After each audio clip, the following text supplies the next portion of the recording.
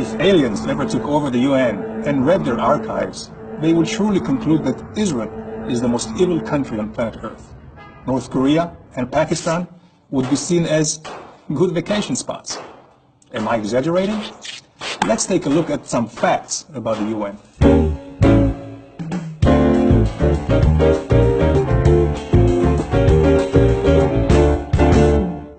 There are 193 members in the UN. Less than half of them are free countries. Many of them are perpetrators of the worst crimes of our time. So how is it that while hundreds of thousands are being detained and victimized in North Korea, Christians are persecuted in Iraq, women are subjugated in Saudi Arabia, homosexuals are executed in Iran, and civilians, including thousands of children, are gassed to death in Syria? How is it that 85% of the resolutions against countries passed in the UN General Assembly are against Israel, the only real democracy in the Middle East with equal rights, an independent judicial system, and a vibrant free press? Let's start from the beginning.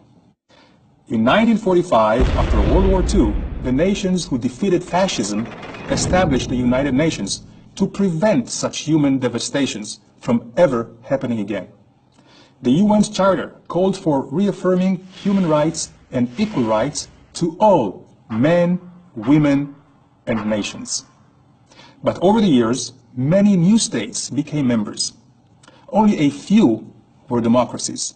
Human rights and equality were pushed to the sidelines in favor of political interests. From the get-go, Israel was at a disadvantage. Muslim and Arab member states outnumbered it and tried to isolate it by threatening Israel's allies with embargoes. And if that weren't enough, Arab, Muslim, and Third World non-aligned countries united into a powerful voting bloc with an automatic majority. Their shared goal was to discredit the US and delegitimize Israel. As it has been famously noted, this voting bloc could pass a resolution that the world is flat and that Israel flattened it. The same bloc prevents actions against oppressive regimes, since many of them are oppressive regimes. Now, after understanding how the UN is structured, it shouldn't surprise you that Iran, the oppressive regime developing nuclear weapons in breach of international agreements, was appointed a member of the United Nations Nuclear Disarmament Committee. This is a country that has threatened to destroy a fellow UN member, Israel. If that isn't enough irony for you, wait. This theater of the absurd reached a climax in the UN Commission on Human Rights, which was run for decades by an overwhelming majority of non-democratic, abuse-ridden countries. In 2003, it was even chaired by Libya under Gaddafi. That's right, this righteous individual was telling us how to make the world a better place.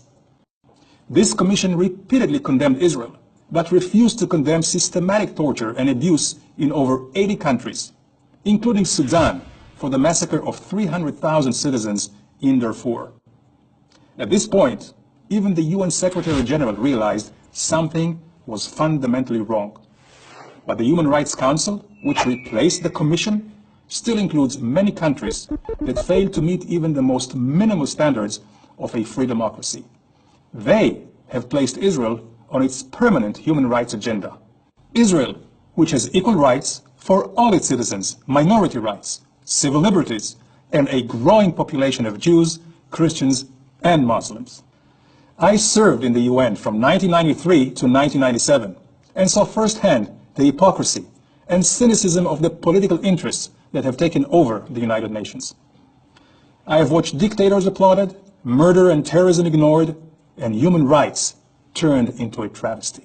After understanding how the UN really operates, perhaps the idea of aliens taking over doesn't sound that bad.